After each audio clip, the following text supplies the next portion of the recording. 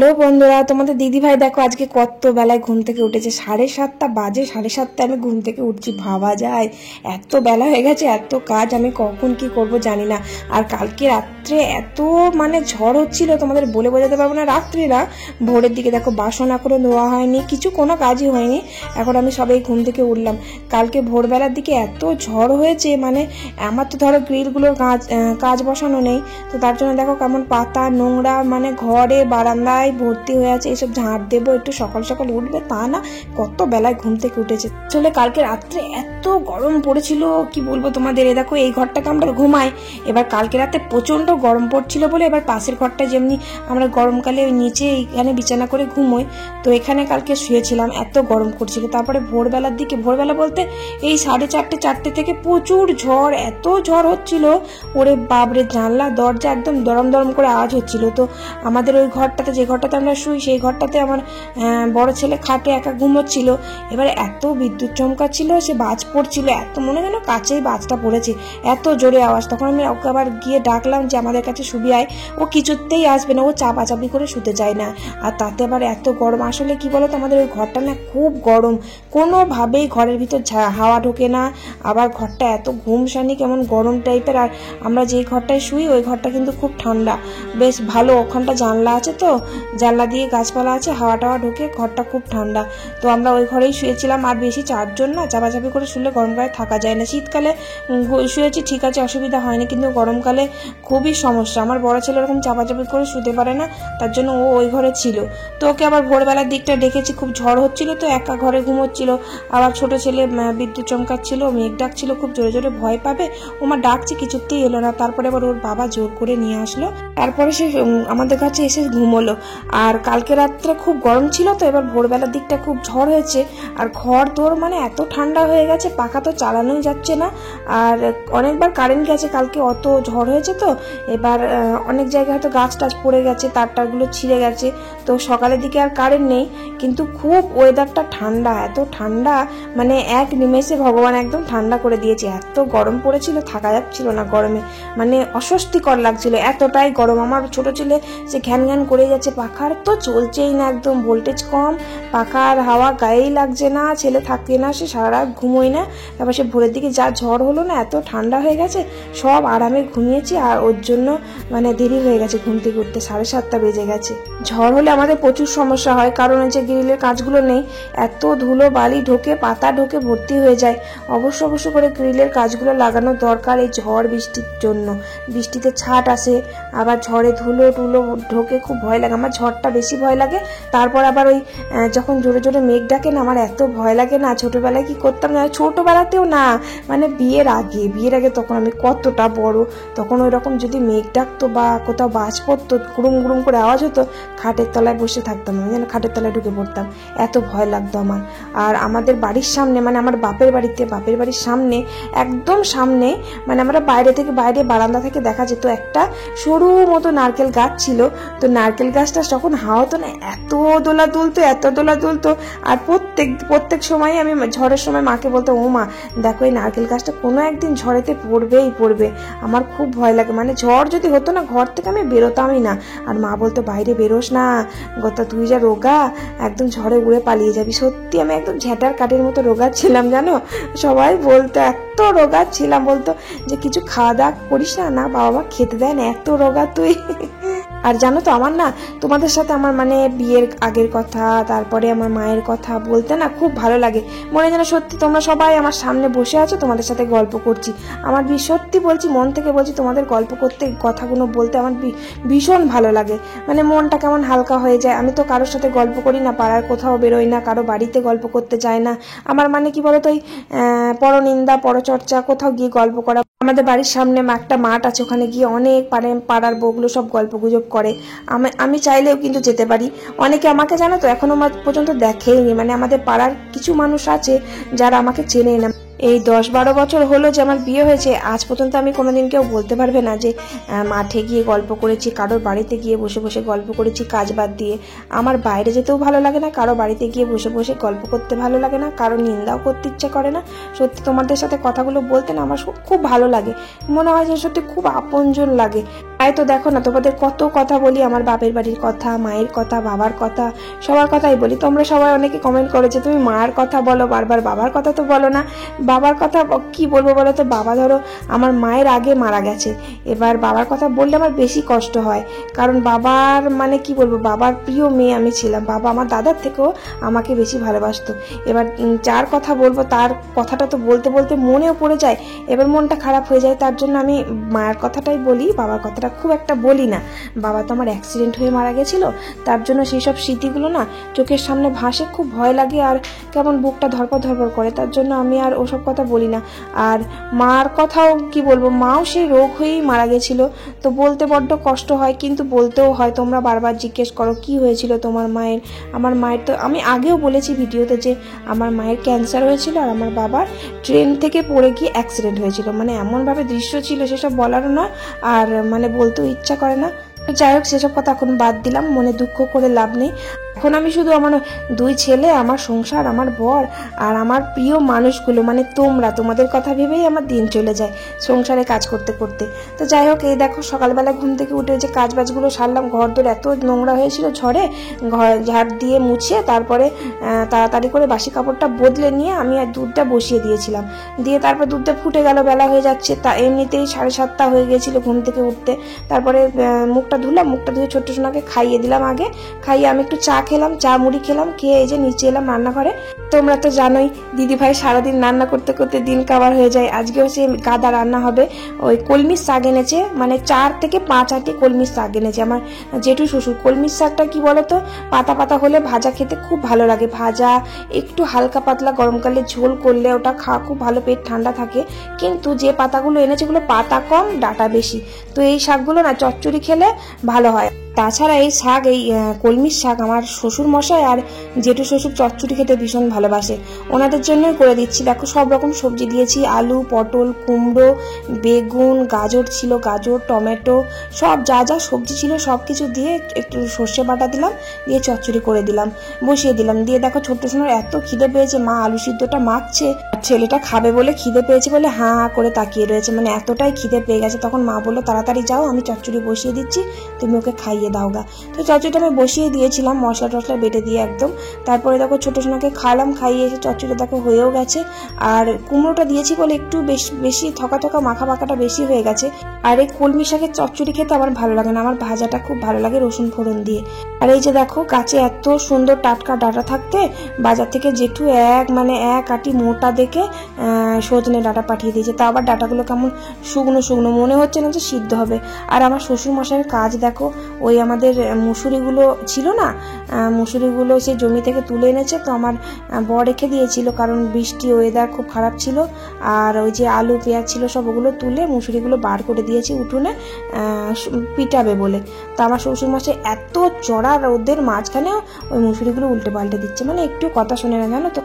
কাজ করতে মানা করা হয়। আর হাত পাগুলো খুব ফুলেছে, কেন কে জানে এত ফুলেছে, মানে বলার মতো না। হঠাৎ করে এরকম পাগুলো ফুলে যাচ্ছে, হাত পা দুটোই এরকম ফুলছে। বারবার করে আমার বর কাজ করতে মানা করে, সবাই মানা করে কিন্তু শুনবে না, মানে বসে থাকতে পারে না। এত খাটতো না আগে, মানে যখন ঝড় হতো বৃষ্টি হতো সব মানামানি নেই, বৃষ্টিতে ভিজে ভিজে মাঠে গিয়ে কাজ করতো, ভিজে ভিজে বাড়ি আসতো। এরকম একটা কথা শুনতো না, চড়া রোদে মাথায় কোনো টুপি নিত না, ওই গিয়ে মাঠে বসে বসে কাজ করেই যেত। কোনো মাঠে যদি কাজ নাও থাকতো তাও বাবা মাঠে গিয়ে বসে থাকতো। আর তোমরাই বলো, যদি কথা না শোনে তাহলে কে কি করবে বলো তো। তো ডাটাগুলো ওই যে রান্না করলাম, ডাটাগুলো সর্ষে বাটা আর একটু পোস্ত বাটা দিয়ে মানে ঝাল করলাম, আজকে আর ঝোল করিনি। ওই ডাটাগুলো না ঝোল করলে খেতে ভালো লাগবে না, ঝোল করতেই বলছিল আলু দিয়ে, কিন্তু ঝোল করলে একটুও ভালো লাগবে না। ওই সর্ষে বাটা আর পোস্ত বাটা দিয়ে একদম ঝাল ঝাল ঝাল ঝাল করে একটু করলাম, তাও ভালো সেদ্ধ হয়নি। সেই কখন থেকে সেদ্ধ করতে দিয়েছি, সেদ্ধই হচ্ছে না। আর এই যে মাছগুলো দেখছো, এই মাছগুলো যে বললাম না কালকে সন্ধেবেলায় এনেছে আমার বর, এক গাদা মাছ, তা 3 দিন হবে ফ্রিজে রেখে দিয়েছি কিছুটা, আর কিছুটা আজকে রান্না করছি। কত বড় বড় মাছ, মাছগুলো মানে উল্টানো যাচ্ছে না, না কাটার মাঝখান দিয়ে কাটলে আবার ছোট হয়ে যাবে, আবার বড় বড় খুব সাইজের। তো যাই হোক দেখো, আজকে না ওই যে গমটা ধুয়ে দিয়েছিলাম কালকে, গমটা দিতে না রোদে দিতে সকালবেলা ভুলে গেছি। তো আমার মনে পড়লো মাছটা রান্না করতে করতে তা তড়িঘড়ি করে এসে গমগুলো ছাদে দিতে গিয়ে সিঁড়িতে এত হোঁচট খেলাম জোরে, আমার পায়ের বুড়ো আঙুলটা এত জোরে লাগলো, খুব ব্যথা লাগছে। তা যাই হোক, এই দেখো এত গমে রোদের তাপ, গমগুলো দিলাম, গমগুলো সকালবেলা দিতে পারলে কত ভালো হতো গো। গমগুলো খুব ভিজে ছিল, আমার খেয়ালই নেই একটু, আসলে আজকে কাচাকুচি করিনি, তার জন্য ছাদেও যাওয়া হয়নি, তাই গমগুলোও আর দিতে মনে নেই। আর ওই মাছগুলো আলু দিয়ে বেশ একটু ঝোল করলাম, কিন্তু পাতলা করিনি ঝোলটা, বেশ মশলা দিয়ে বেশি করে মশলা দিয়েছি, দিয়ে পুরো পুরো করেছি। আর টক ডাল তো আমাদের প্রত্যেক দিন হয়, একবারে ডালটা বসিয়ে দিয়ে ছোট্ট সোনার একটু ডাল তুলে নিই, দিয়ে তারপরে লাস্টে তেঁতুলটা দিয়ে দিই, দিয়ে ডালটা নামিয়ে দিলাম, ব্যাসে অবধি রান্না করলাম। তা কতগুলো রান্না হলো বলো তো, ওই কলমি শাকের চচ্চড়ি করলাম, আর বেগুন ভাজা করেছিলাম, আর ডাল, টক ডাল করলাম, আর মাছটা আলু দিয়ে ঝোল করলাম, আর কিছু করিনি, তাই না বলো? কি রান্না করি আমি না বলতেই ভুলে যাই। তো যাই হোক, এই দেখো রান্না বান্না কমপ্লিট করে রান্নাঘরটাকে পরিষ্কার করলাম। চলো তোমাদের কয়েকজনের নাম নিয়ে নিই। সামিমা ইয়াসমিন কমেন্ট করেছে, দিদি ভাই আমার মেয়ের নামটা নিও। সামিমা ইয়াসমিন কমেন্ট করার জন্য থ্যাংক ইউ সো মাচ। আর Armina Khatun thank you so much comment করার জন্য। দীপা রয় কমেন্ট করার জন্য থ্যাংক ইউ সো মাচ। আর গীতু মণিনাথ কমেন্ট করার জন্য থ্যাংক ইউ সো মাচ। তারপর ওই যে রান্না বান্না কমপ্লিট করে রান্নাঘরটা পরিষ্কার করলাম। আর আজকে কড়াই আমি মাজিনি, অনেক দেরি হয়ে গেছিল, তো কড়াইটা মাই মাজে। তারপর ছোটো সোনাকে চান টান করে আগে খাইয়ে দিলাম। তারপর এই দেখো আমিও চান করে নিয়েছি, আর ছোটো সোনা আমার এখনও ঘুমোয়নি, ওই যে শুয়ে শুয়ে খেলা করছে। তারপর অনেকক্ষণ পর চেষ্টা করে ঘুম পাড়ালাম, থাবড়ে থাবড়ে ঘুম পাড়িয়ে এই যে আমরা খেতে বসেছি। এই দেখো কত ডাঁটা নিয়েছে, দেখেছো? ডাঁটাগুলো না একটু সেদ্ধ হয়নি, একটুও ভালো লাগছে না, আর খেতেও কিন্তু ভালো হয়নি জানো তো, মানে টাটকা ডাঁটার স্বাদ আলাদা, এমনিতেই আমার ডাঁটা আর ভালো লাগছে না রোজ রোজ খেতে ভালো লাগে, খেতে খুবই ভালোবাসি ডাঁটা, মোটা মোটা ডাঁটা খেতে ভালোবাসি, এরকম সরু সরু ডাঁটা খেতে ভালো লাগে না জানো, পাকা পাকা ডাঁটা খুব ভালো লাগে। তো যাই হোক, ডাঁটাগুলো খুব একটা ভালো সেদ্ধ হয়নি, কারণ ডাঁটাগুলো টাটকা ছিল না। আমাদের গাছে তো অনেক ডাঁটা রয়েছে, ডাঁটা থাকতেও জেঠু আবার ওইসব শুকনো শুকনো ডাঁটা পেরে নিয়ে এসছে, তার জন্য আমার বড় খুব বকছে, বলছে গাছে ডাঁটা থাকতো, এত ডাঁটা কেন কিনতে গেছো তুমি? তো যাই হোক, ডাঁটাগুলো ভালো সেদ্ধ হয়নি, চিবিয়ে চিবিয়ে আমার শ্বশুরমশাই তো খেতেই পারেনি।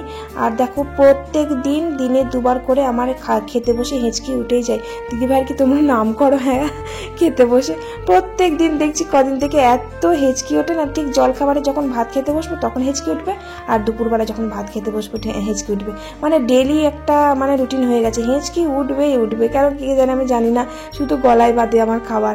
তো যাই হোক, ভাত টাত খেয়ে একটু শুয়েছিলাম, ভিডিও এডিট করেছি, ভয়েস দিয়েছি। তারপরে এই দেখো বাসনগুলো, দুপুরের বাসনগুলো আমি সঙ্গে সঙ্গে ভাত টাত খেয়ে না ধুতে পারি না, মানে ভাত খাওয়ার পর একটা চাপ থাকে যে আমাকে ভিডিও এডিট করতে হবে, তার জন্য কিছুক্ষণ পর আমার কাজটা মানে ভিডিও এডিটের কাজটা কমপ্লিট করে নিয়ে তারপরে আমি বাকি কাজগুলো কমপ্লিট করি। তার মধ্যে ছোটো সোনা ঘুমিয়ে থাকে, 4টে সাড়ে 4টের মধ্যে আবার উঠে পড়ে।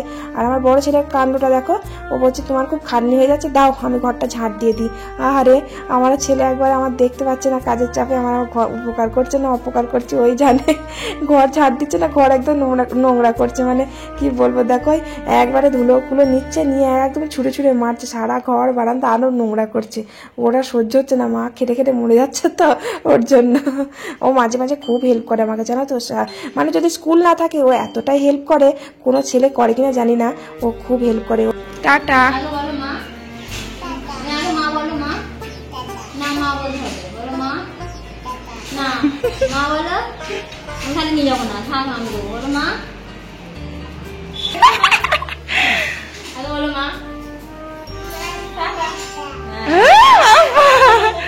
বাই বাই, যাও বেরু বেরু করে আসো, যাও।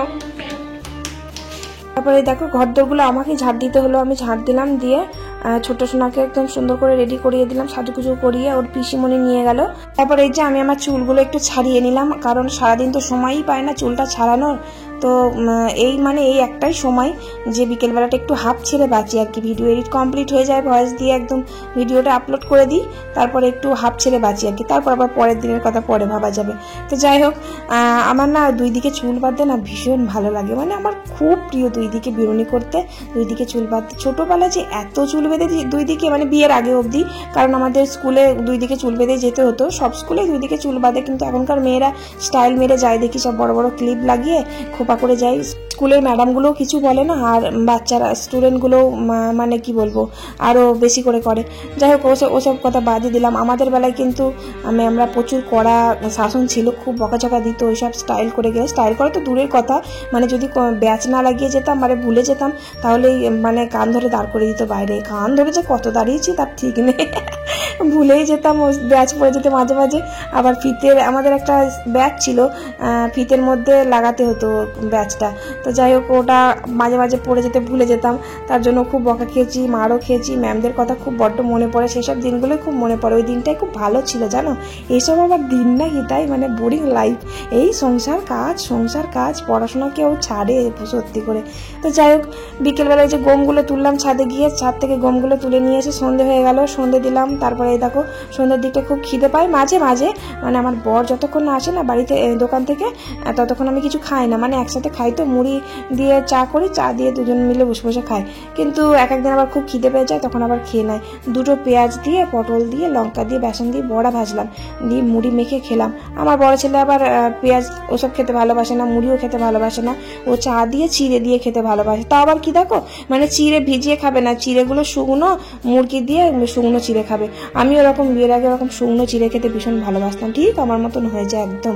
আজকে একটু বাজারে যেতে হবে, কারণ বড় ছেলের না স্কুল ড্রেসটা এখনো বানানো হয়নি, মানে যেটা ছিল সেটাই হয়ে যেত, কেননা এই বছর 5-এ ওঠার পর থেকে না ওই ড্রেসের কালারটা একটু চেঞ্জ হয়েছে, তাই ওই ড্রেসটা আর হবে না, এবার অন্য ড্রেস হবে আর কি।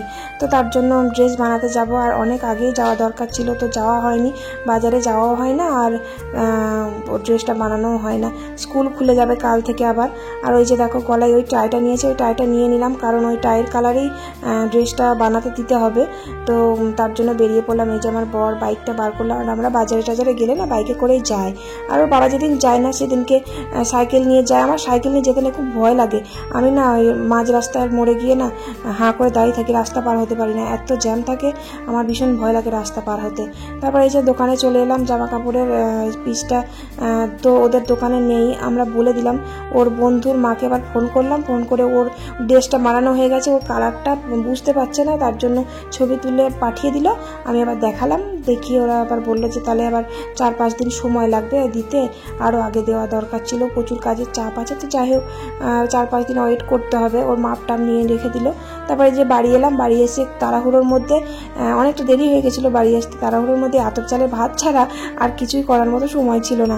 আতপ চালের ভাত করলাম, শ্বশুরমশাই খেতে ভালোবাসে, দিয়ে আসলাম নিচে।